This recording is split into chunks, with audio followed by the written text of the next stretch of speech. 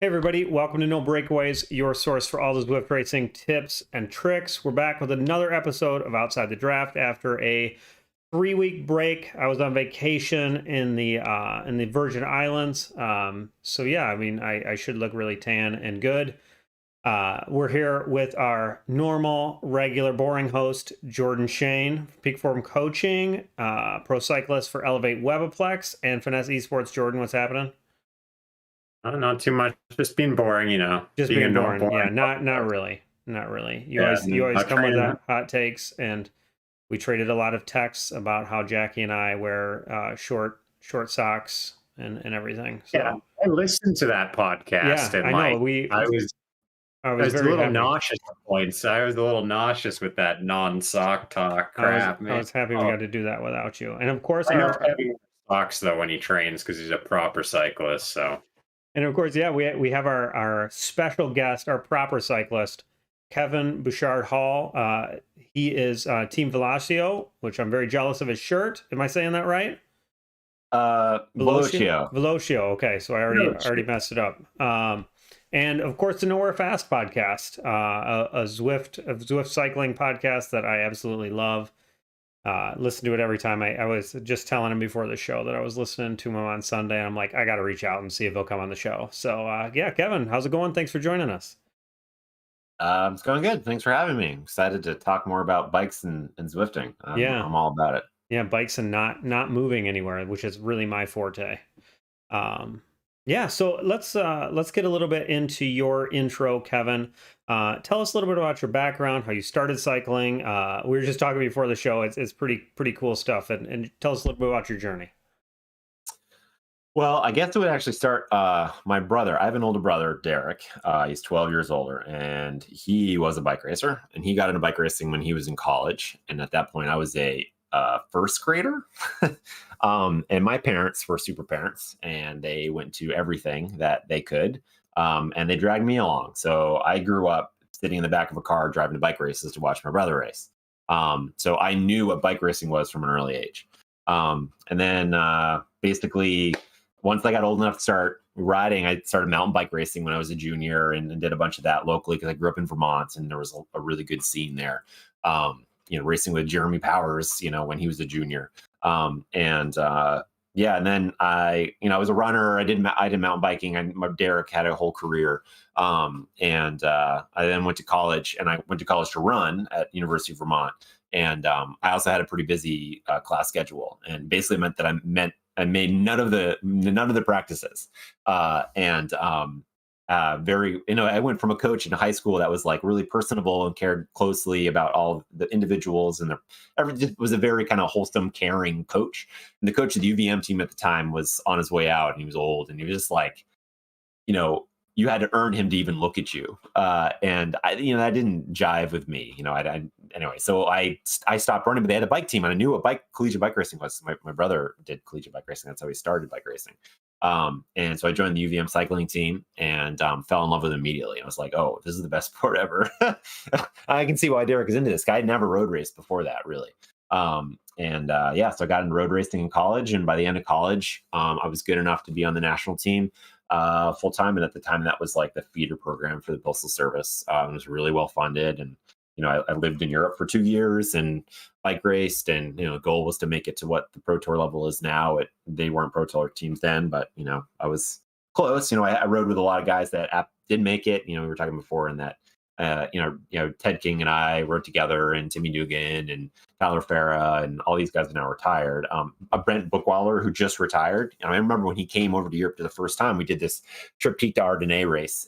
That was a super hard hilly race in the Ardennes. And, it was my first race that I had done 2 years earlier. And I remember just, barely surviving. And Brent came over and first race, made front groups. And it was like, wow, this guy's good. And turns out he had an entire career out of it. So you can kind of see that early on.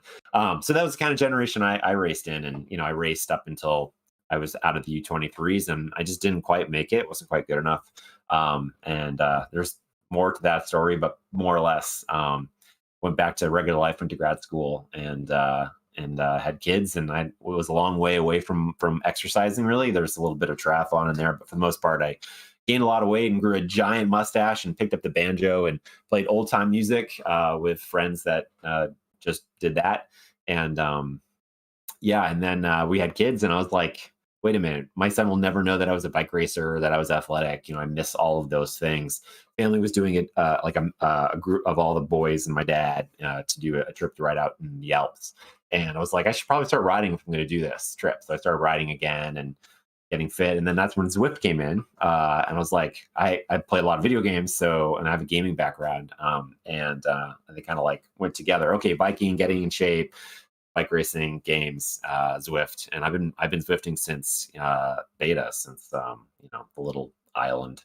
Look at you two on Jarvis Island together hanging out. Jarvis Island, yeah, early on, because I knew Ted and I had heard about this and I had messaged Ted and gotten the early, I had one of the low numbers or whatever. Has Ted been on for that long too?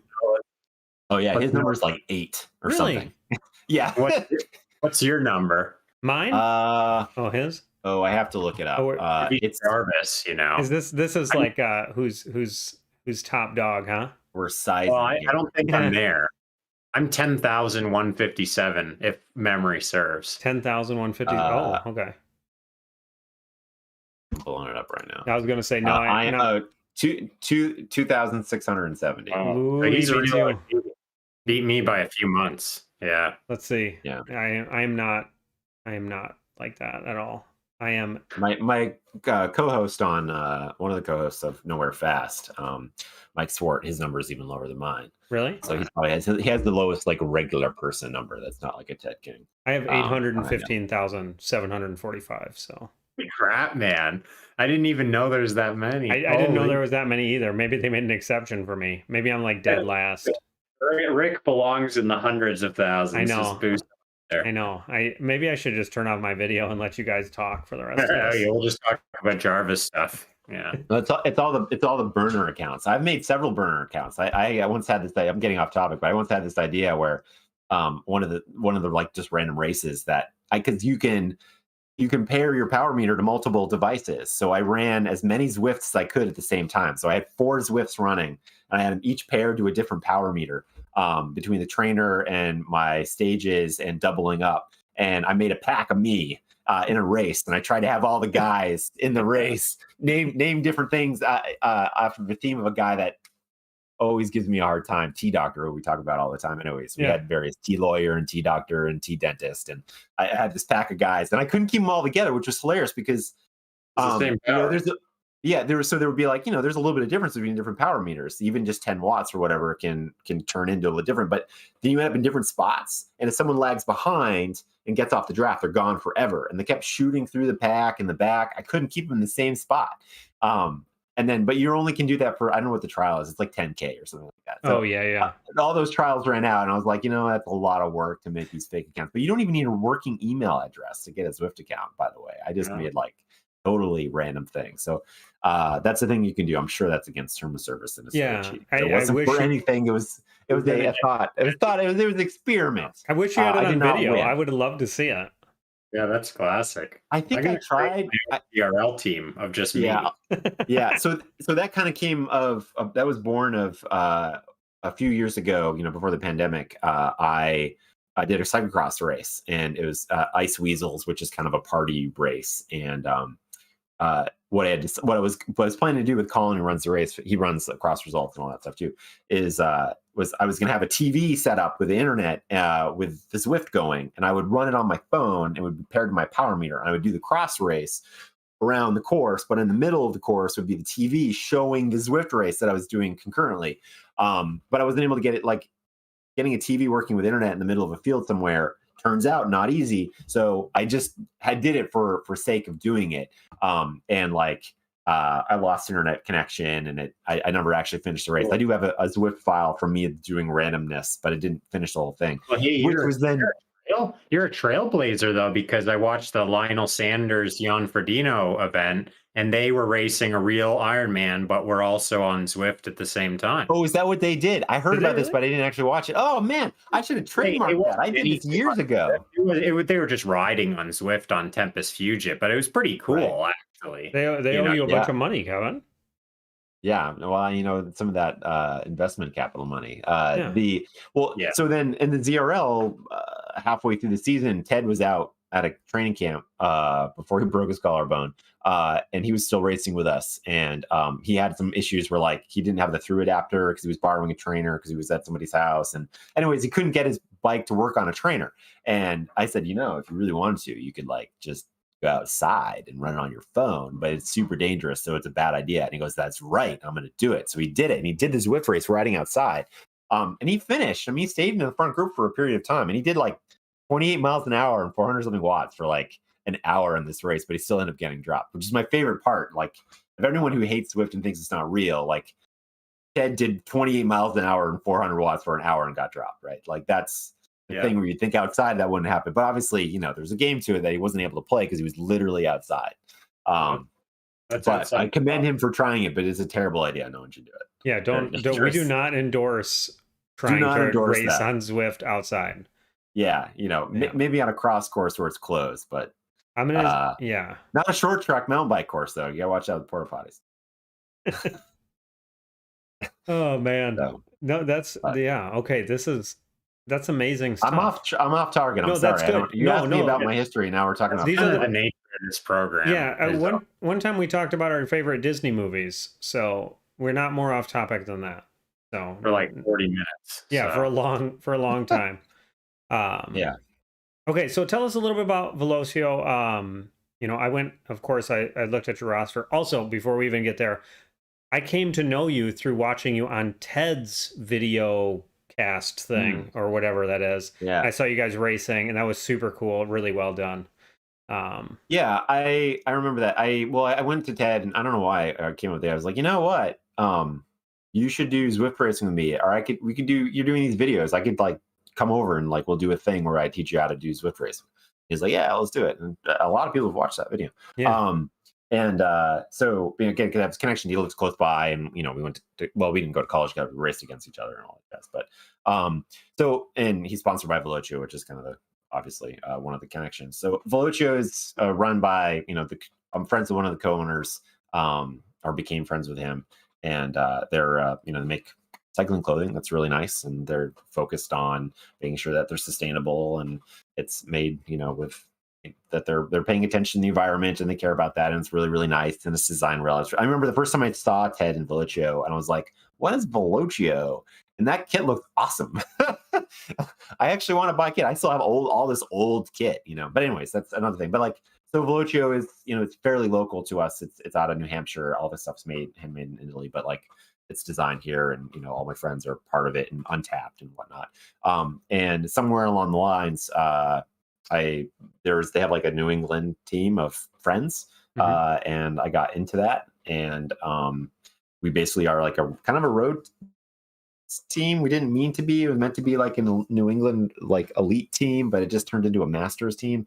And then Zwift became a thing, and I was like, guys, we should do Zwift stuff. So now we have a Velocio Zwift team, and because of that, we were able to draw in people like Jeff Kabush and Ted King and others, and kind of various friends that we've made along the way. It's just kind of it's a fairly big tent, and just basically it's buddies from college and New England area and other good guys, and we're always trying to kind of grow, but it's mostly a social thing.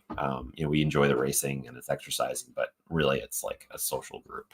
We talk about beers and this, that, and the other, and we have like a Discord and Slack community, and that's really what it's all about. So, we're under the Velocio 10. They let us do, I made these stupid videos, these ERL recap videos on Instagram. I don't know if you ever saw any of those for each of the races. And they're really kind of just, montages where I have everybody make a 30-second video of what they thought happened in the race, and I slice it all together for fun. And it's just for fun. So I'm thankful for that. But getting to know all those guys is awesome, especially like guys like, Ted's not a peer. He's a world tour bike racer, but we went to college at the same time and raced together. So I see, I know him, but like Kabush to me is a god of cycling. And to get to ride with him is amazing because, just how outspoken he is against doping and he achieved incredible things, and he's a guy that does a lot of different stuff. He does gravel and mountain biking. He can do road. He's just one of the guys that I appreciate, because that's the stuff that I do at this point. It's like I do gravel and like cross and road and mountain bike. I do whatever is enjoyable. I love bikes in all the different ways, and he does it at just an incredible level. It's just a finesse to him that's amazing. So, and he's really down to earth and easy to get. Like, he's immediately one of the guys, and it was just awesome. It's like, wow, I can't believe that. So we have a group of close friends in there. Most of us are dads and have careers, and we're managing all this stuff, and it's just really efficient. And especially with COVID, what happened, we lost a lot of social avenues that brought us all together. So this ZRL is the greatest thing ever to me, really, and like in bringing people together in bike racing. And I'm way more fit now than I would be if it wasn't for ZRL. So I have a lot to be thankful for that WTRL and Zwift and all that jazz. So that's what Zwift Velocio is. We're just a team of idiots, basically, but we have a good time. No, that's awesome. And does Velocio make shorts or only bibs? This is my noob cycling question. That question. Okay, so they're bib shorts, right? So like cycling shorts, but they also make trail shorts. They made an indoor one that didn't have the straps, or do you mean like things that don't have straps? Yeah. Why would you ever do that? So I hate them. I have one pair because everybody was like, you have to get the bib shorts. And I was like, all right, I'll get them. And then I put them on and I'm like, I do not like this one bit. I don't know how you could do that. Yeah. Velocio makes the best shorts. They're awesome. They're just hotter. So I do 99% of my rides inside. They're just hotter. It's just more material. I know. I heard you on the last Nowhere Fast. You wear shorts that just had holes in them. You could see everything. Yeah. I heard you talk trail about liner. Yeah, they're the trail liner. That's great. Well, I mean, I mean, I don't know. It's covering your back, and they're nice and soft, and they have wide waistband, dude. You don't want a waistband. You don't want a waistband. So the thing that Velocio does that is the unique first is that they actually had, for the women's the pee shorts, where basically you didn't have to take your bibs off to pee, because they were built stretchy enough that you could pull them down and come back up on their own. So that's one of Velocio's main things. Cool. So that wouldn't help you at all. But so they do trail shorts and I guess you say bib shorts. Dude, Rick, you're gonna have to get bibs. I think you might just have a bad pair of bib shorts. I mean, I can see it. I mean, I wear the one they made an indoor one that had a really wide soft band, so you didn't have the stuff for inside, and it's kind of nice when you're inside. I totally get that inside, but outside, never in a million years would I not want to wear. I don't even when I go ride outside, I don't like my bib shorts. I agree with Jordan. You just haven't worn good bib shorts. Yeah, no, I mean, I am told I'm in the wrong many times. When Jordan and I were in the same Discord for our bike racing, I was ostracized roundly by everyone. I'm gonna get you like a $700 pair of Assos bib shorts, and you're gonna love it. So my brother is the CEO of ASOS. So let's do that then. No breakaways to be sponsored by ASOS or ASOS or however you say it. Yeah. I used their chamois cream though, so I did spend $10. So he, I'm a no chamois cream guy. You never need it. Once you start using it, you can't get off of it. I was for a couple years, and then I was forced to become a chamois cream guy, unfortunately. So yeah, and don't even get me started on that mentholated Euro style stuff. Get lost with that. Why do I want that on that? No. I did that once at the stage of the Tour de Georgia, where I switched. At that time, I was using chamois cream, and I switched the hot with the regular, and I put it on the chamois cream and did a race with that, and it was terrible. Don't do it. Yeah, we're covering all the important. You're still getting out of that. Once you're in it, you can't get out of that. So, all right. So that's. All right, let's move on to the next topic. I'm sure we'll keep getting off topic, which is great. We did have a couple YouTube comments here. Somebody said that you broke them in half on Tuesday on the Apple Laugh. So that's pretty good. And then of course Ian Mulligan. Oh yeah, Ian is making fun of my not having bib shorts right now on the YouTube live comments. So thanks Ian for that. Light them up. Yeah, I know. I knew Ian would comment on that. All right, so let's go into Autocat. Before we even do that, Kevin, you guys said something awesome on Nowhere Fast that I wanted to repeat about WTRL and what an amazing job they're doing and what they're bringing to racing and how appreciative I am of everything that they're doing. And we'll talk a little bit about what Zwift is to us, but to me, it's like racing is the number one draw, and I love it. And I was just so thankful to WTRL. So I just wanted to say that before we got into it. It's just repeating what you guys said, but super cool. So Kevin, why don't you take us into Autocat? You raced it this last Tuesday. Yeah, what did you think? I mean, it's different. And you were I don't know what's C1, different. right? Yeah. Yeah. So when you sign up for it, it was just A and B that you signed up for. I guess maybe one was women's, one was men's, but it wasn't clear to me, honestly. I mean, I'm sure it's written somewhere and I just missed it in my quickness of trying to sign up for it. And at that point, I mean, I assume, I'm not I'm not on the cusp of the divisions. It's clear where I am. So I figured I'd be in C1. So my only question was, how deep was this field going to be? I don't know how they do it. I didn't see the other field, so I don't know how it looked. The week previous, which was the first week of this, I looked at the field, and my field was 8 riders, and then the Central Time Zone was 2 in the C1, and I was like, man, that's really small. Is that good? I didn't look at the other fields again, so I don't know if it was just small around, or it got the points were not clearly breaking it up to make even fields. Because I could see if they only had maybe one field is big and others. I don't really know. But the race I did was better. I think we had 15 start. And I don't know. I like small group racing in Zwift anyways. I think it's the best racing. So it was fine. It would have been nice to been a little bit bigger. It was almost a little bit too small. It was kind of the same people doing all the same sprints. But it was generally good racing. Yeah, but I just don't know how deep the fields were behind it, and was a little bit confusing on signing up. I would rather there be bigger fields, and I'm not. But I don't know. Eric Lunges. I read the Zwift Insider of the first one Eric did at Autocat. He said he had 55 in his whatever. He was 3, I guess. Yeah, he was in the Europe one too, though, and it was the first race. I went back and I looked at the second race, and I think your experience was pretty normal. I mean, there is more in the middle, and C1, there, it's not breaking them up evenly. It's breaking them up by some watt per kilogram / average speed and categories / how you kind of fit that course. So there's going to be more in C3, C4, I think, than everywhere else. But just like there's more Bs and Cs than there are As in almost every race. Yeah, and I mean, I get it, right? You want to have the same level people racing each other. But at some point, one of the nice things about Zwift was that, you could always get good guys to race. It would be harder to find, out, there's no, there's only so many guys that can do kind of crazy power, and you can get them all together on Zwift, right? Because it takes away some of the barriers. Or the other way that happens, right, is guys that maybe aren't being truthful about the various parts and pieces, but that's not always bad because it allows you to have someone race against, which is good. So, right. So if they could throw more T-doctors into the C1, it would make the race a little bit better to a point.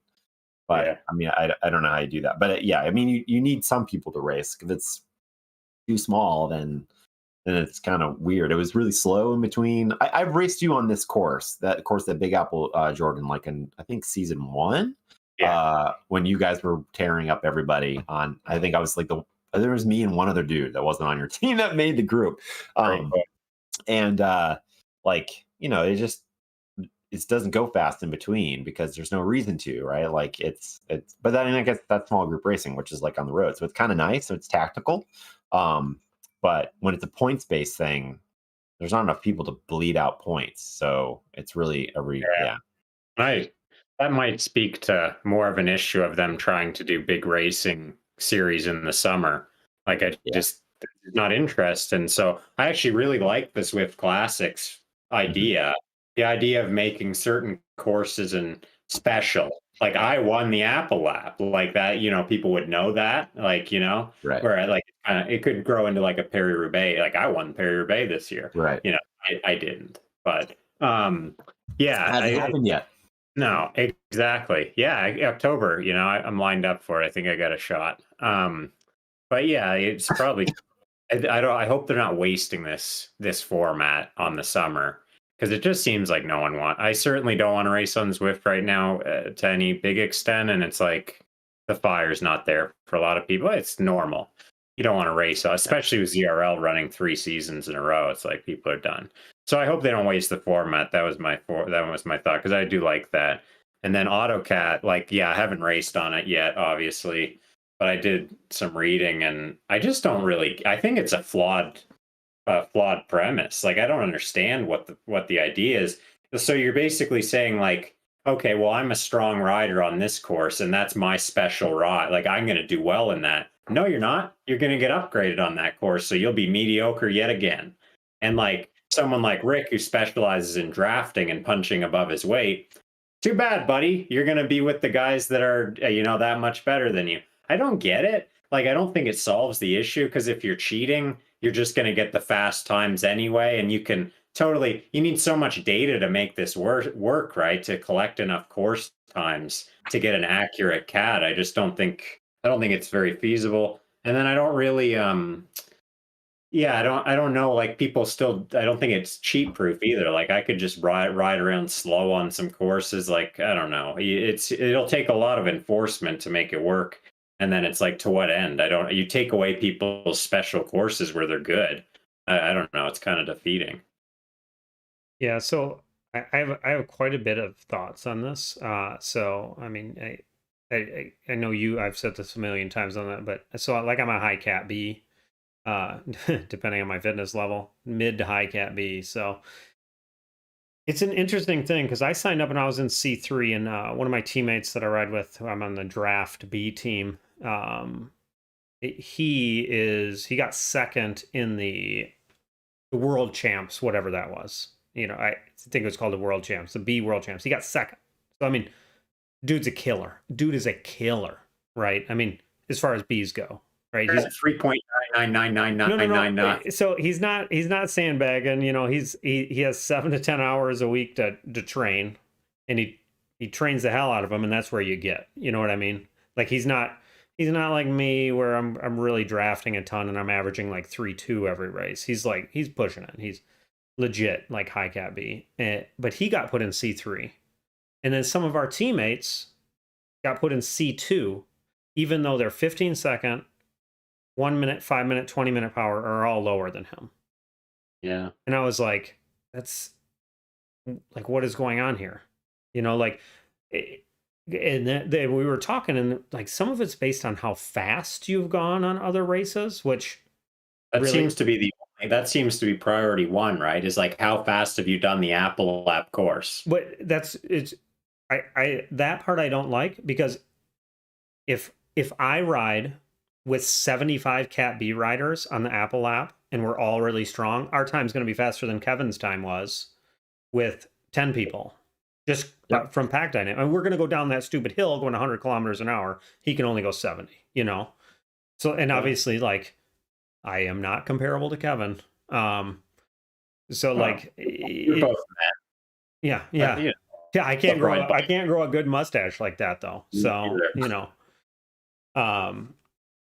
yeah, like it's a very, I like the idea. I guess I'll say I like the idea. And the other thing with our team is, and I'm interested to hear your guys' thoughts on this. So we've been working hard to put together a very, very good Cat B team, right? We've recruited, we've spent hours recruiting people, right? And paying people and doing all this stuff. And now it's like, what the hell category are we going to be in? Like, if some of our guys are C2 in this next ZRL season, and some of us are C3, are we going to all have to race C2? I looked in some of the C2 races. There are dudes that can average 5.1 20-minute power. And I'm like 3.9, 3.8. And I'm like, I'm not in the same world as those people. Yeah. So I guess I should say, I like the idea of auto categorization. Like the fact that you would just plug in your power numbers and it would just say, yeah, buddy, you're a B. Mm-hmm. Like, no ifs, ands, or buts. You don't get those randos sandbagging because they don't feel good on a day or whatever. But like the fact that you do it by course times, it seems like you would never get enough data in the world on these courses to have an accurate cat on that. I don't understand it. I wouldn't. I haven't raced all the courses enough to have reliable, I've rage quit a course like or two on that list, and so I'd be like C6, right? I don't get it. So Kevin, Yeah, I mean, what do you think? I think you have some stuff to say here. yeah, I mean, I don't know, what are they trying to fix? Like, Yeah. so the thing is that I'm obvious that I'm oblivious to that there are problems in lower categories that I know that they're happening, but they don't happen to me. And that, like, I think in the D, the C, and the B, there are guys that I'm sure that are too high category in which they were lower, and guys that are too low category and they should be higher, and they're screwing stuff up. But how do you fix that when you're always going to have a data problem? Like you said, it's that, like, especially if you're trying to bring people into the sport, you're creating this barrier of entry of having like done all these races. I remember the last season, I was worried that I could get all the people in the right category. Like, Jeff Kabush hadn't done a bunch of races recently. Like, I want to make sure he's in the A's, but like, Man. did I know that was going to happen? Like, so there's a certain amount of like, can't you just pick what category you want to be in? And if you're too good, to bump you up. But then, your 20-minute power is not how we, when you do a bike race, the results aren't organized by 20-minute power, right? Like, that's not how it ends up happening. So that's not the best metric in the world. So I like that they're trying to add other metrics to it. But there still has to be some sort of like, it's something easy to understand that there's A, B, C, and D, and you know where you're going to be. So like when I signed for this race, I didn't know which one I was going to be. I was pretty good idea which one I was going to be in, but like I was looking through like the pre-reg and where they got put on Z Power, and like I thought one guy in C2 that definitely should have been in our race, and I was like, how did that happen? And like, it's just there were some unknowns with that. So I mean, I guess I can appreciate, like you said, that they're trying to Autocat, but like, what problem are they really trying to solve that can't just be done by enforcing people from sandbagging better? Or maybe there's. And I don't think the power is that far off of being. It's kind of brilliant in its simplicity to an extent, because that is a little bit how bike racing is, at least in the informal sense. It's like if you have a certain 20-minute power, that's your seat at the poker table. Like you may get some crap cards, but you're there. And like you can play your hand, right? But if you're racing A's with a 3 watt per kilogram, you don't have a seat at the table. You're out the back door. And that's how racing is. That's how group rides are. That's how it is. And that's what makes it exciting, right? Is like Rick might beat me on a certain course, because he might draft better and then do the sprint perfectly. And I can sprint at 900 watts. So, he might test me. That's great. That's bike racing. That's like why we don't race triathlon and running. That's why we do bike racing, is because there's that intangible, I guess. So, well, and I think but on Zwift, I think the despair, like there are less tricks, or like on Zwift to like, I think of somebody like Adam Meyerson, who I know his power and stuff on Zwift is terrible, but in a crit, he's always going to be at the front of the crit at the end of the crit. And that's because he's using all of these other skills that he can do to get there. And there are less of those skills on Zwift. So I think you're probably right. 20-minute power is a better indicator because there are less things you can do. I mean, it's course dependent, but in the end, you can only draft so well before at some point you're going to come off, right? So, it's about that. Rick might argue with you on the tips and tricks, given the name of this channel. No, so I think you're right in the sense that your bag is smaller on Zwift. Right. I think there's a absolute ton of things. And, when I talk to some of like the really good Zwift pros, like Adam Zimmerman, Johnny Rocket, people like that, who these are, especially Johnny. I mean, I've seen him win win them with 3.1 watts per kilo, because whatever freaking magic that dude does when he's racing, he just has all those things totally optimized. How you ride little rollers, how you descend, getting into your super tuck earlier. I mean, I know I consider myself one of the better drafters in the game. I always have lower watts per kilogram than everybody else. Well, pre the new physics change, that didn't help me anything. But still, like, yeah, I think your bag is smaller in Zwift for kind of the reason that the channel is named No Breakaways, right? There's Autocat if this AutoCAD is carried out to where like what their posts and stuff say they want it to, your tricks would be irrelevant because they'd have enough data to say, oh, Rick's tricks work really well on this course. Up you go. Yeah. Right? Like that would suck. That would be demotivating for me. Like as Kevin said, I'm kind of oblivious because I'm just gonna be a C1 or whatever. But as if I was working up the categories, that would be a little demotivating. Like, you just don't get to shine. Yeah. It's scary in the sense that I worked really hard I worked as hard as I could in the constraints of my family life and work life to get to be a pretty good B, with the hope at some point becoming an A, but there's only so much time I have. And like in a world where you were certain you had enough bike racers and you weren't trying to get tons more in, you can do a system, which I think WTRL, because I got into some initial email exchanges with Martin from WTRL, where like when the first season I was with ATP, because I would do team time trials with them, and I didn't have Velocio guys on enough to bike race with. And I finally convinced them to do season 2, and we signed up for season 2. They put us in A4. And I was like, God, we should probably be more than A4. And he was like, you got to earn your way. I'm like, yeah, but you just did the first season. And the only thing that makes me 4 is that I literally just signed up like 3 months later. Like, it's just a time gating.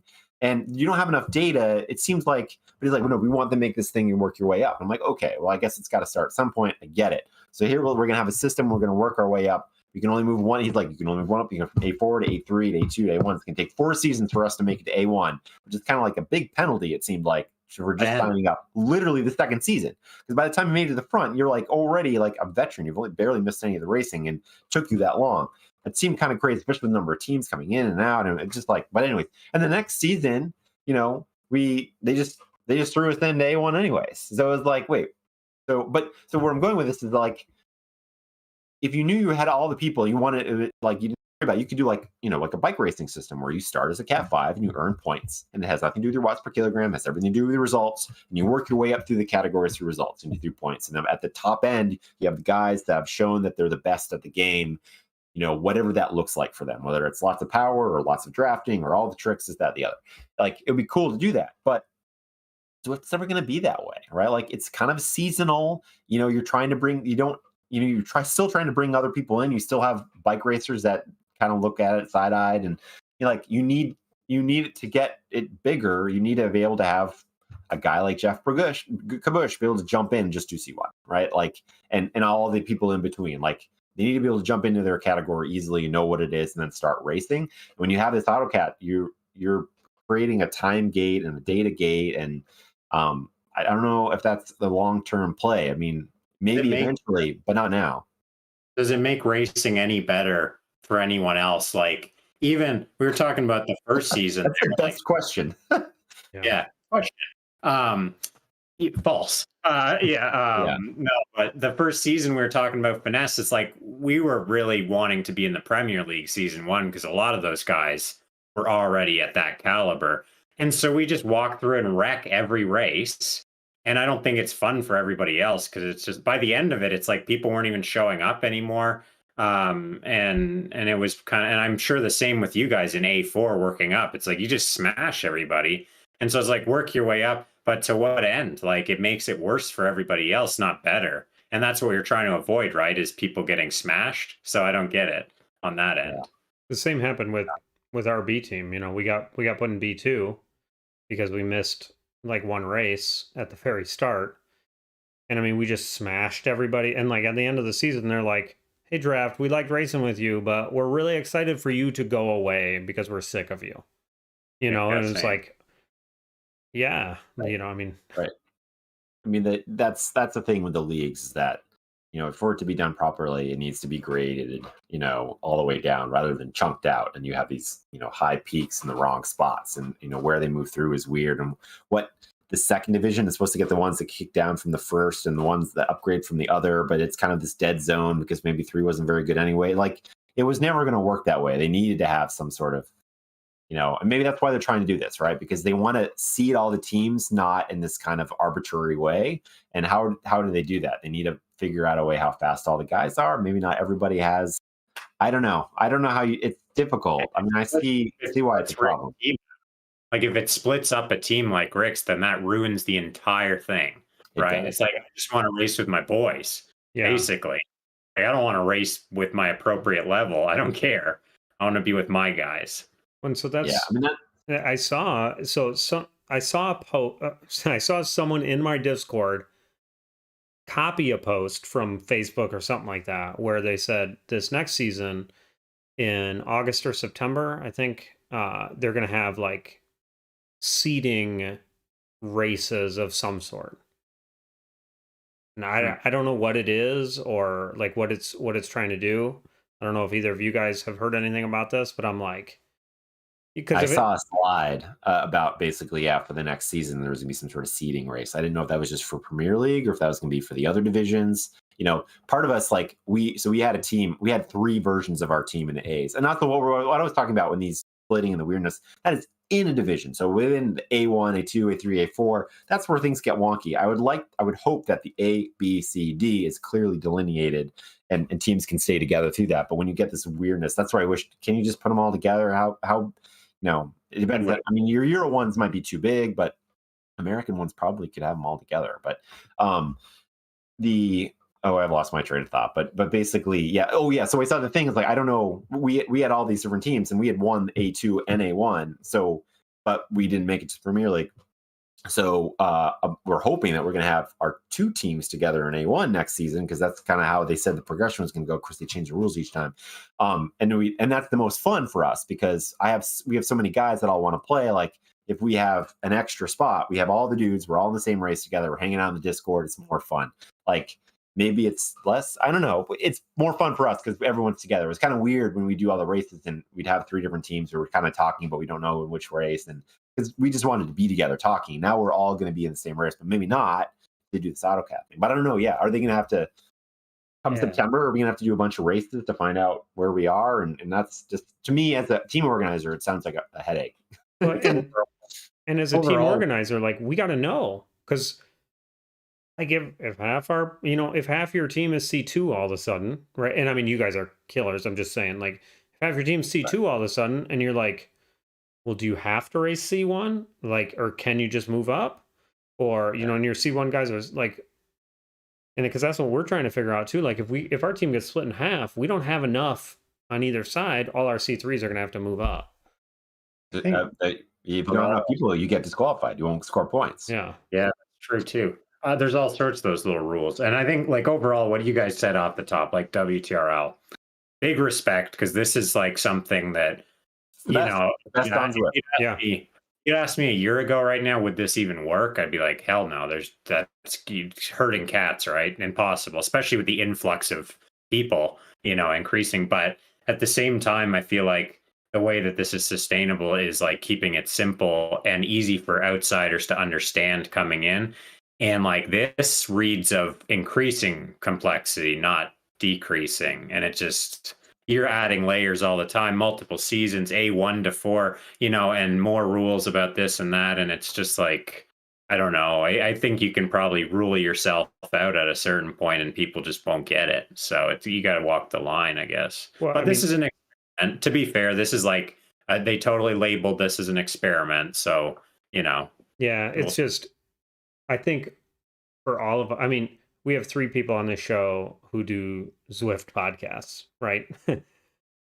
And it is an experiment, and that's awesome. But like, it concerns me. We don't know what's happening next season, and we're like a couple months away. Like, it seems like it's a long time, but to try to find a bunch of bike racers and do, it's not that long, right? Yeah, that's what drives you crazy. Is that Zwift has all this venture capital money, and they have. Martin, I'm sure he's getting paid something, but like him and there's another person too. I'm sure there's others now, but like the weight is on their shoulders, and like can't they? It's the best thing on Zwift. Can't we just put all the resources and say we're gonna have a racing league? Right. We're gonna do it right. We're gonna be clear. This is the rules. This is what ahead of time. Lay it out. Make a plan. Every year you don't know what's gonna be different. Like how hard is it to have somebody do this and pay them when you have that kind of money and build like you have the best community? Just like. Invest in it.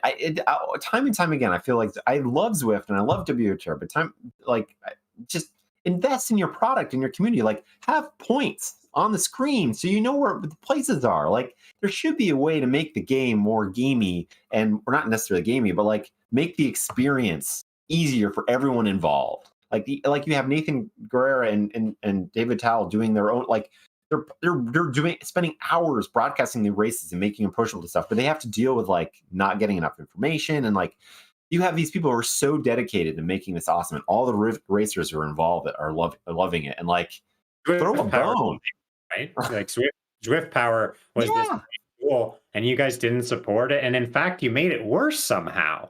Like you took all your money, and you actually made it worse than a couple guys fiddling around with spreadsheets made it. Like I don't get that stuff. It's I don't know. I mean, I'm sure there's an explanation for it because can't imagine that they're actually like. We've only invited Eric to podcast 100 times. So, like, Eric, if you're listening, buddy, you're welcome. Send your choice. Like, Eric, support your community. Text me, Eric. Yeah, I don't get it. I could not agree more with you guys, and I think that's this is a good segue into too, like what Zwift means to us. For me, the draw of this, when I'm like telling my friends about it, who are, most of my friends are runners, right? Who are all getting hurt now that we're getting into our late 30s and 40s. I'm like, dudes, not just dudes, like dudes, women, everybody I know, come do this. It's so fun to race. It's so fun to race. And the cool thing about bike racing, it's not like running racing where you race once and you're a freaking wreck for a week. Like, I think, Kevin, aren't you racing 30 days in a row or something, or doing workout/racing 30 days in a row, which is insane. I ended up being 45 days of racing on Zwift in a row. Well, and so like you can bike race 2 days in a row, and like the second day is you don't like feel but it's biking is nothing like some of these other sports where you have to take these huge periods. It's so fun. Like this is the fun part of it. And I just went, so to me, like when I'm thinking about Zwift, it's a lot of these things is like, let's make racing great. Let's focus on it. Let's put some of this money, like you said, to these things. Like Zimmerman always used to talk about on his podcast. Why don't we have a calendar? Just make a Google calendar and put stuff on it that I can look at. Like, you don't have to make some fancy calendar that's all orange and pretty. Just frickin' put it on a Google calendar so I can see the next CRL season start date. And I can see not that I'm going to win the national championships, but if I can hop in them, I'm going to do it for the hell of it. But when is Worlds? When the frick is Worlds? You guys saw the news, right? You guys saw the news. No, did it come out? Well, World Championships of Esports will be in February, but it will probably not be on Zwift because UCI and Zwift can't agree on terms. So they've put it to time and time again. Zwift can't get along. Well, I'm not going to blame just Zwift on that because UCI sucks too. UCI, they're cut from the same cloth here of like my way or the highway. And like, you could get so much better at this. No way, man. We own this. It's the same idea. So like you could have predicted that this would happen if you're smarter than me, but I think that's a death blow, man. I think that's terrible. February is garbage because all the real racers are already racing, and like who cares at that point? It's like we're already burning out at the end of the season. November, December is ideal, right? Like it was December last year, right? Or December like 10th or something. That's great. Full fall buildup. You can get real pros, you can get Zwift pros. And now it's going to be on RGT and no one will see it. Is it really going to be on RGT? Well, it's open to bidding, and I'm pretty sure that means that Zwift and the UCI just clashed, right? And I like RGT, like I respect it a lot, but it's something that needs to be seen, right? And it was seen. It was really popular and well done. And now it's thrown away, and that speaks to you guys saying like the racing isn't properly supported. Like Zwift says they want to be in the Olympics. No, you don't. You would have made this work, right? You don't care about that. You're going to buy your way in maybe, but it won't work, right? We work out the kinks of the racing in the ZRL and all this stuff, and you're not supporting it. And so it's not going to evolve to where it needs to be. Like that's crushing because Zwift means like, to me, it's like a tremendous opportunity. That was my first world championships.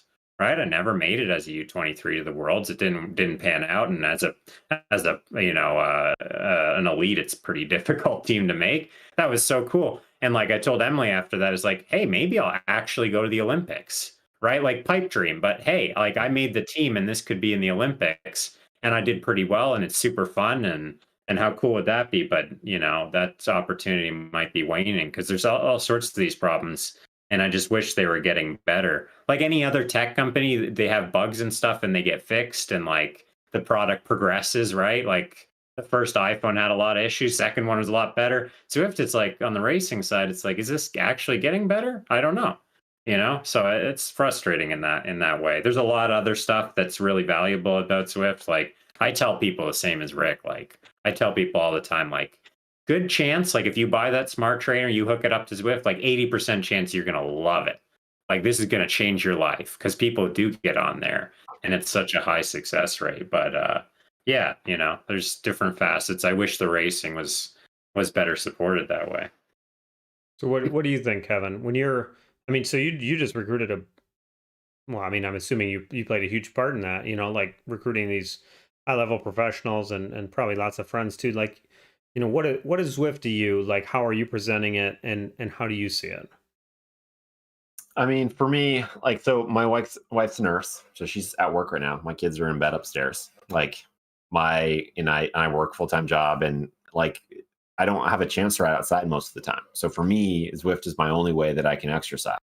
And it's fun. Like, it's better than treadmill. It's better than staring at a drywall. I mean, when I was in college, or in training at UVM in Burlington in the wintertime, I would sit on the trainer watch TV shows for hours and hours and hours, and it's so bad.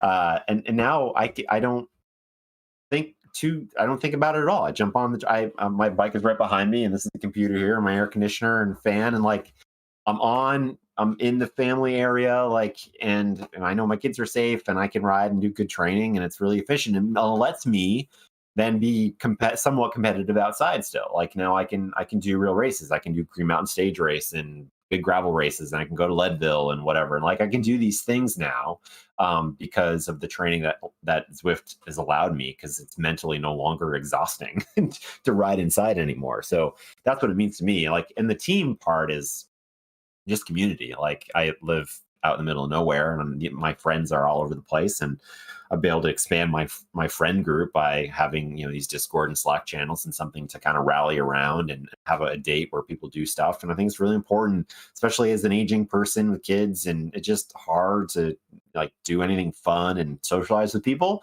especially during COVID. And like it very important for mental health, for a lot of people on the team. And I know it was very meaningful to a lot of people on the team to have that kind of cohesion and group. And that's what, and I still have some friends that sometimes give me a hard time on Strava or whatever. And they're like, oh, it was a beautiful day outside or whatever. I was like, yeah.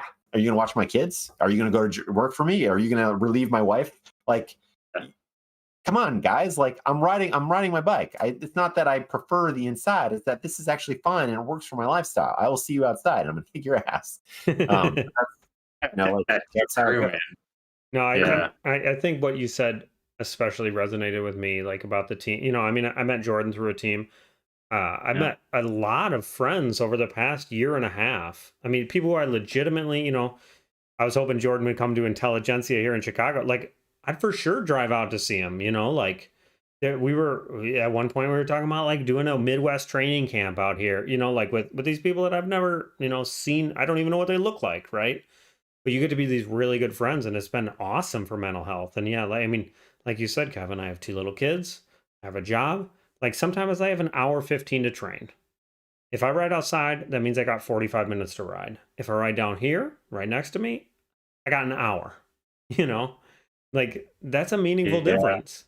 It's easy to like bitch and complain and lose sight of all the stuff that Zwift gives us. Like same thing as Kevin. I used to have a binder literally this thick of cycling DVDs that I bought on mail order to watch because I'm from the East Coast too, while I was on the bloody trainer.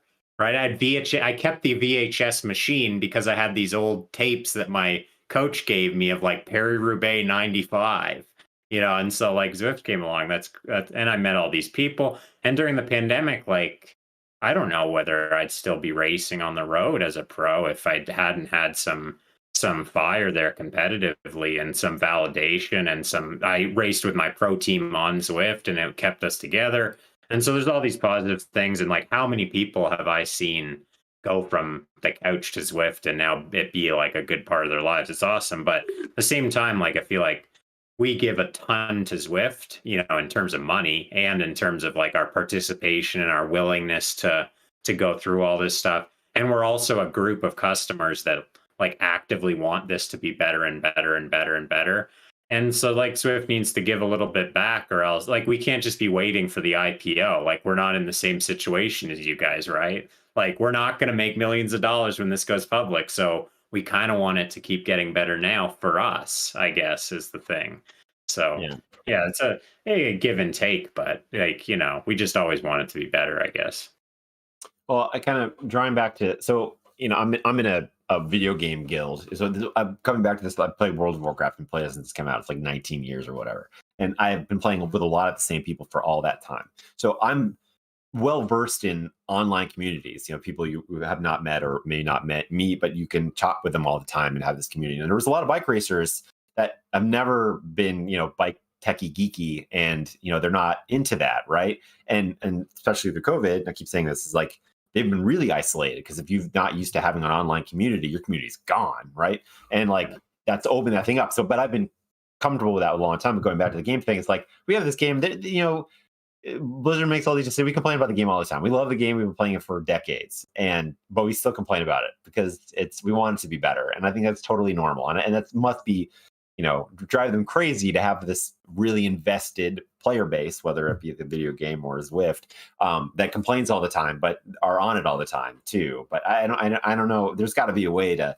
bridge the two together, where you're providing a service that people want and it's getting better, and not just like, I'm not listening. Like that's what it feels like. Yeah. Sometimes. And to some extent, when the community does try to make it better and put on certain events, they get cut down too. Like that Echelon race series that we both raced in, I thought that was excellent. Not just because I did well. I thought that was really cool that we got road pros into a format that they understood. And it was a lower barrier of entry in terms of dual recording and stuff, but it worked. It was great. And that got cut down by Zwift. Like, it wasn't allowed to happen because they were trying to make a little bit of a business out of it. And stuff like that happens all the time. And it's like, we invest a lot too, right? We really do try things. Setting up a race with Zwift is so difficult. Ryan McGee, one of the guys I work with all the time on the match races that we do. I mean, just around and around and around and around with trying to get these races set up. I mean, and then they're not on a calendar. Yeah. Once you set them up, they're nowhere to be found. So, I mean, like, it's, you have this really hardcore user base, right? I mean, obviously the three of us are part of this really hardcore user base. We're sitting here on a Friday night talking about Zwift. But I mean, you have to be I think you have to be really careful with that user base, because the fact of the matter is, if another cycling platform came out and all the racers went to that one, like, would we change? Like, if RGT has Worlds, I guarantee Jordan Shane is going to be doing a lot more RGT because you want to make Worlds again, right? Yeah. I mean, that's the reality of it. There's a tipping point, right? And I think Zwift thinks the tipping point's way over here, and maybe it's a little more over here, and nobody knows, right? Is like when it'll go over, because RGT is compelling, right? There's compelling aspects. I use the game I play. I've always used World of Warcraft as an example. They kind of became the biggest first MMO, and they've just dwarfed everything ever for the last 20 years. And now they're actually at a point now where this other Final Fantasy now is getting big numbers. Some of the biggest streamers are going over to it, and they've been more connected to the fan base and making the game, making some changes that the player base is like. There's actually a chance now that maybe something can slay WoW. And I never thought that was even possible, but I'm now watching it happen in something that, a million times bigger than what Zwift is. And like, if that can happen to them, then yeah, absolutely can come and happen to Zwift. I mean, there is neat part about RGT, right? They have like actual race courses, and there's, there's more ups and downs. I mean, there's dynamics that are really weird and it's changing all the time and whatnot. But like, to me, it's still the community. So if the community stays with Zwift, they'll forever win, right? But if the community moves over to RGT, if something can happen to the point where they have a better support of this racing league or workouts or, better HUD stuff and just to make the game easier and more connected, or they do a better job at, chatting with people for on Zwift is basically impossible. You have to use Discord or something else, right? Like if they could actually make the game ability to communicate with people in a good way, I mean, that you could build a community that way. Zwift doesn't have to do that at all. Like, if Zwift wants to win and stay one, I think they have to embrace the community, make it a game that people want to game, keep people together. But as soon as you get a couple people, like you said, maybe it does happen. If it can happen to WoW, which is possibly happening now, then it definitely can happen to Zwift. I think they think that they just got it locked up. It happened to Apple with the iPhone, right? Like it really did. That was the iPhone was dumb. It's like 90-something%, and now it's not anywhere close. And it's I think you hit on the perfect point much more eloquently than I did, Kevin. This community, right? Like you have to be helping the community. And I mean, you look at Zwift right now, and there are things like the fact that our teams are on what was a third party thing, and for me to get on a team is like going to a website and clicking on it for this other piece of software. And the way that I'm shown on that team is by putting my team name in brackets after my name, and I mean, I have teammates that have waited 9 months to get a kit. That it exists. It exists in game. We just can't get them to give us the kit. Like they just won't. I mean, it's not a difficult thing. They just align the email with the thing, so hey, Elliot, my son's here. So like you have to embrace the community. You have to make these teams in Zwift. You have to make the race results in Zwift. Like embrace that community. I think that was a perfect way to say it. Yeah. Well, something I'd say all the time is that like the team time trials are one of my favorite events they have on there, and just all the WTS. Obviously, we love that stuff. Yeah. But the fact that the biggest league that they have going on, the most popular, the most awesome of the thing, to do a team time trial, to get somebody, a new athlete into it, you have to put these brackets on your name. We don't have to do brackets anymore, but like you had to put these brackets in the name, and you had to go to the other side, and you have to click on this thing. Oh, but we don't start when we start. I know we're A, but really we click on the C category because you start on a different pen time, and you just kind of wait. Oh, but you got to pull up the pairing screen. Don't pedal, but if you pedal, it starts too early. You might going to start at the time, and then, you get to do all this stuff. And like, despite all of that, it's still tons of people show up and can figure it out. And it's mind blowing that despite how hard it is to do, people still can do it, and it's the best stuff on Zwift. Well, and that's you guys on Nowhere Fast, we're talking about the hardware side and how they're working with hardware this, and hardware is going to help them onboard people easier and stuff like that. Here's the thing. You get, let's say we got the hardware set up tomorrow and it's super easy to get on, right? And I don't know, Chloe Dygart, right? She's like, hey, I'll be on your time trial team, Jordan. Let's do it. Let's sign up. And you're like, okay, Chloe, but we're going to sit at the start for 8 minutes. Okay. And I will say when to go. All right. Like, all right, Chloe. Like, let's make the actual in-game part easy.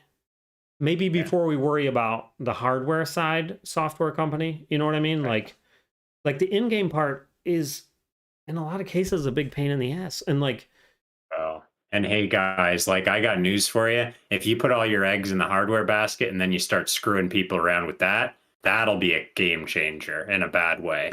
Like people already have zero tolerance for hardware issues. Zero. And like if you guys bring the Zwift attitude of like, we'll get you an exit button when we get you an exit button 5 years from now.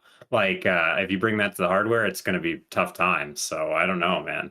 Well, we'll see. There's so much money there. You would just hope that they can, when they decide to take this thing to the level where it should be, they just do it. But I don't know when that'll be. Yeah, one of these episodes I want to do where we pretend that we've made our Zwift roadmap sitting with Eric Min, and what our top 3 things on that roadmap are for the coming year or two. That's going to be one of the things. I don't know what to be on. Someone did chime in here in the chat. They said you play a shaman, Kevin. I don't know what that is. I have in the past. I main at Arms Warrior right now. I'm all about the Arms Warrior. World of Warcraft. Yeah, no, I knew it was World of Warcraft reference, but I'm like, I'm woefully ignorant of most things. So, and then someone else said RuneScape is better than WoW. So I thought I thought I'd pass that along.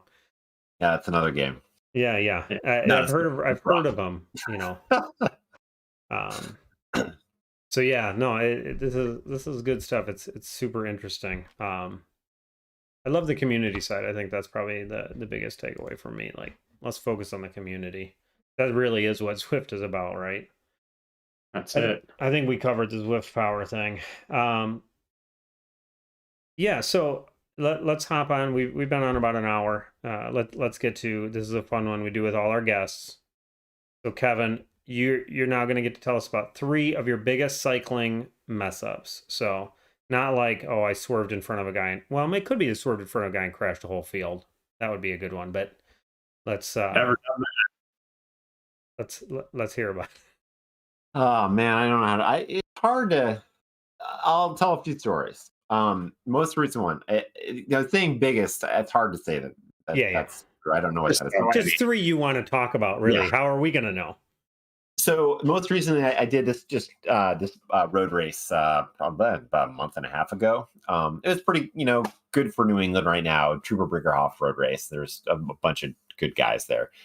Good for the New England area. And I was in a break, and I think there were 6 of us in the break, and we got away after the first lap, 4 laps of the race, coming into the finish.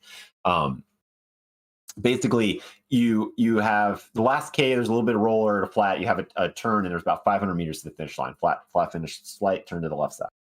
There's 6 of us lined out. I felt pretty good, and I'm in third wheel coming through this. The guy in the front has basically committed himself that he was just going to take us to the front. He was not going to worry about sprinting, and take us to the last corner. And I was on the wheel of the guy who I thought was probably the fastest. And I was like, okay, I'm right on the right spot. We come through the corner, and he kind of hits the brakes before the last corner. And I go, okay, I have 2 choices now.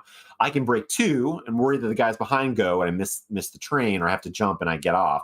Or I can just go. I'm going to take my momentum, and if I can jump, maybe I can take him off guard and go. I'm like, that's what I'm going to do. Jump, go through the corner. I get through the corner, and I'm like, oh, 500 meters is a really long time. That is too far for me to sprint. So I go, this is where my mistake was, is that I go Zwift mentality. Oh, I'm going to need to get back in the train and use the momentum to then sprint on the top of that thing.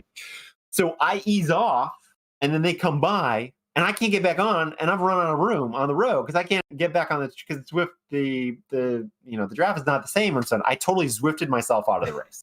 I almost caught them back by the end, and if I had just gone for it then, maybe I'd do better. It doesn't really matter. It's just a race for fun, but I totally Zwifted myself out of a real race, and I feel so bad that I consider myself a real bike racer still a little bit, and I don't mean real, but outside, because I think Zwift, but the fact that I let Zwift beat me outside is goddamn, that sucks. So that happened recently, so don't do that.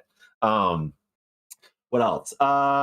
So in 1 year, this random thing is that at the Tour de Georgia 1 year, I was in the Best Thing Riders jersey in 2004, and I didn't have gloves on, and I was riding along, and Mario Cipollini's in the race. He rides up to me, and he taps on my hands. He goes, "Not good. Wear gloves," and he rode off. So my mistake was not wearing gloves, but Mario Cipollini. I don't wear gloves. I don't wear gloves. I still catch some crap from certain guys. I don't know. Do most pro racers wear gloves? Is that a? I would say Cipollini does. I mean, he's he's fashion guy. Maybe the best sprinter of all time wears gloves, but I don't know. He also wore a leopard print skin suit. So, oh god. I think most look good, I guess. I mean, he's crazy now, though. I don't know. But, it probably was then. But yeah, I don't know those 2. One other. And earlier on, second year ever bike race, collegiate road race. We were in a neutral start. and everyone's there at the neutral start, and it started at school. Lots of people are all around, and I was chatting with somebody, and I heard the whistle go.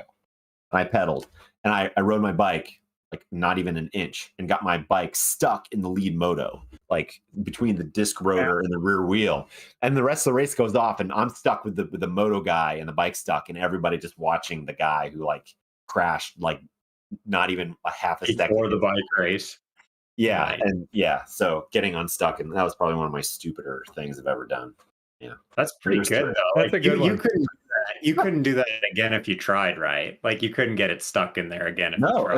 it was jammed in there. I think Stu Gillespie won that race. He raced for TI Craft. There you Anyway. go. Those No. are some succinct, but those are some good classic road race mess ups. Like I can sympathize to what almost Greg Van Everment and Tour of California came by me. He said, "Hey, do you always ride such a big gear? It's not good." yeah. What do you say to that, right? Yeah, I was like, I guess it's not good. I'm sorry, man. Sorry, Greg. Sorry, Greg. Yeah. That's a big thing on Zwift, I've noticed. I think there's a lot of guys that cadence on Zwift Oh, when yeah. you would never ride outside. You have dudes that are like racing at 50, 60, 70 RPMs. I don't know if that's because of So I have two thoughts on this. I think so I either think that it's a little more responsive, to be able to change your speed in the pack, perhaps. But the other thing is that I think a lot of this has to do with how it makes it read in the game, and that having the slower ticks of the torque, I think it runs it higher than it probably actually is. Because I know there's a little bit of like there's some weird stuff that happens with the data stream where, and I've heard inside stories on this, that one of the issues that they have with various, making stuff that the power is real or whatever, is that in order to make a better game experience, if there's ever a zero, they need to be able to figure out, are they coasting or is it just a data dropout? And if you let all those zeros in, it ruins the game experience and it makes the connectivity a problem. So there's this buffer of how much they let the zeros go. That's the sticky watts. The sticky watts, and that it still exists and it's in there somewhat. And I think there's a certain amount of the slow cadence takes advantage of the sticky watts better. And I think there's not necessarily not. I don't necessarily think that people are doing it to cheat. I think they're doing it from just biofeedback that they've found that they are like, oh, it's higher if I do this, and they just you end up in this zone. And I've watched some of these Premier League races where dudes are sprinting at 50, 70 psi or RPMs, and like you would never do that outside. Like you can't do that's not a thing. Like you can't change speed fast enough outside like that. And you see it a lot in Zwift, and to me that has to be just a product of they're being more successful that way, and they're reinforcing it, and that has to do with the data point. That's my guess, but I don't know anything.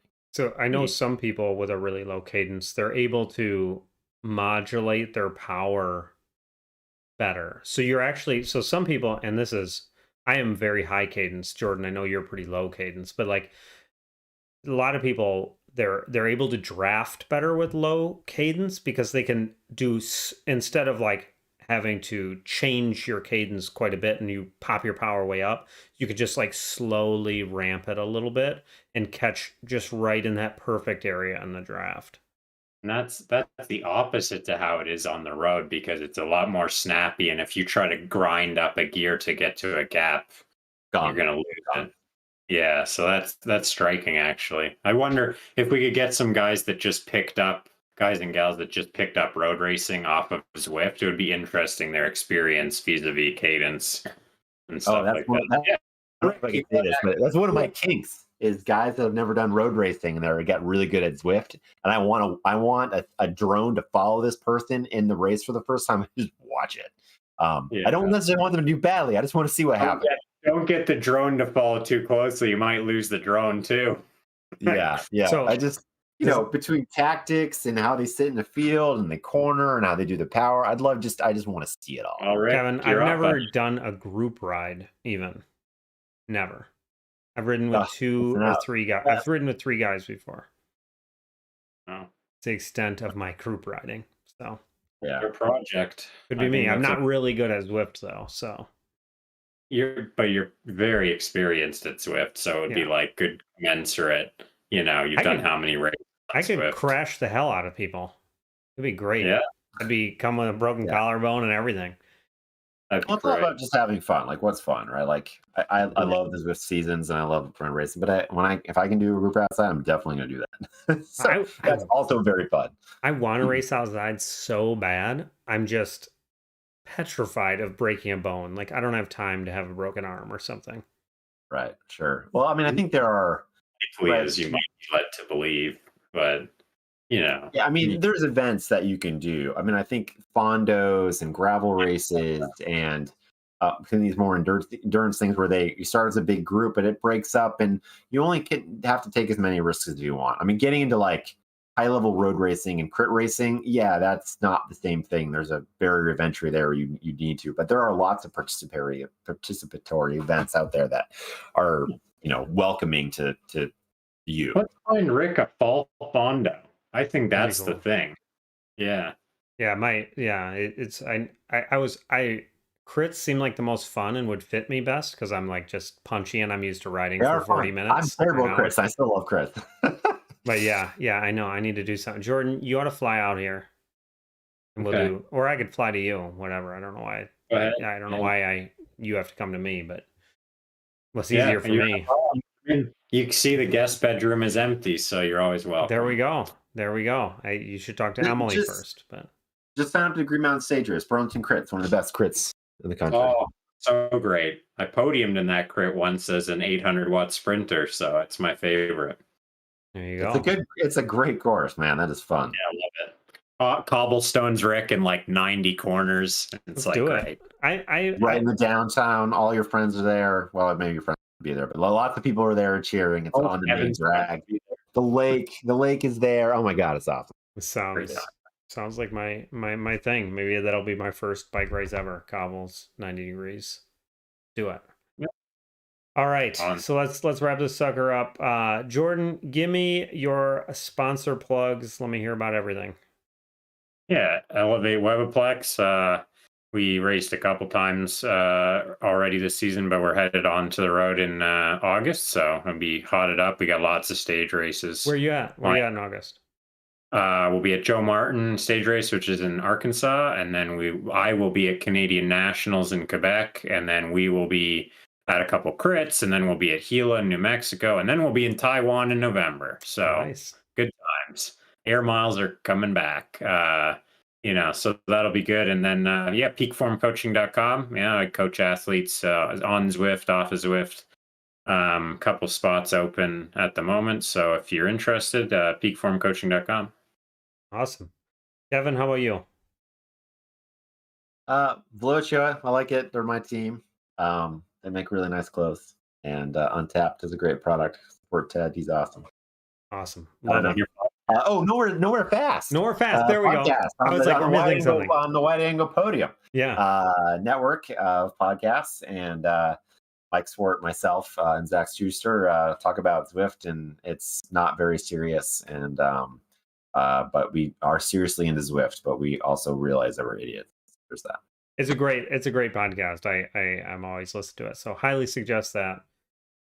Follow us on Instagram, like and subscribe, all that stuff for YouTube. You can find the podcast, Apple, Spotify, Google, all that stuff.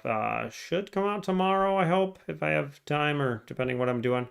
And follow us on Strava. Come race with us on Zwifts. If you see us on Zwift, say hi. We promise we'll try to say hi back if we can figure out how to message you on Zwift. So, all right. Thanks, everybody. We'll see you next time.